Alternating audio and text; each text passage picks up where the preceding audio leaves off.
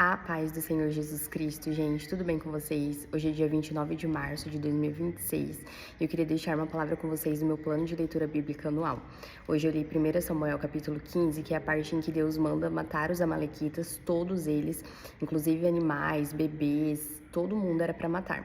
E Saul deixou vivo Agag, que era o rei dos amalequitas, e o melhor dos carneiros, melhor dos animais. Os melhores animais ele deixou vivo também para oferecer holocausto a Deus, para oferecer um sacrifício a Deus. E aí Deus falou com Samuel que tinha se arrependido de colocar Saul como rei e que já tinha encontrado outra pessoa que seria segundo o coração dele, que seria Davi, né? Que depois vai ser rei no lugar de Saul.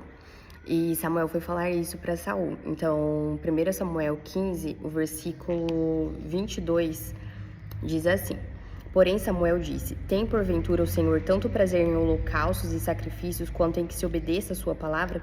Eis que o obedecer é melhor do que o sacrificar, e o atender melhor do que a gordura de carneiros.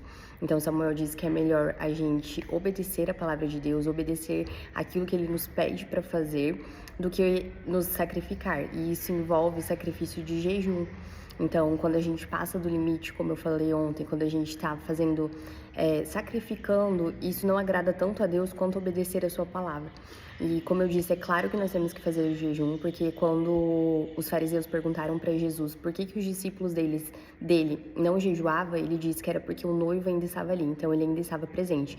Mas quando ele fosse retirado da terra, fosse morar junto com o Pai, seria necessário que a gente jejuasse. Então ele espera sim que a gente jejue, mas que isso não seja um sacrifício, que isso não seja mais importante do que obedecer a sua palavra, do que obedecer aquilo que ele nos pede para fazer.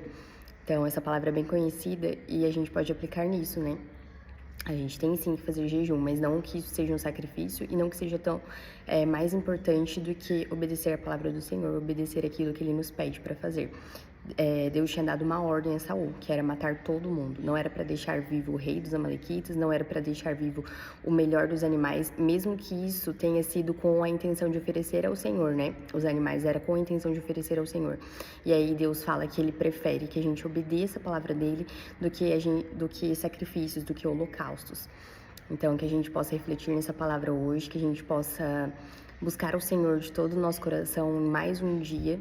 Se a gente está vivo, se a gente acordou mais um dia, porque ainda temos propósito aqui na Terra e nós nascemos para buscar ao Senhor.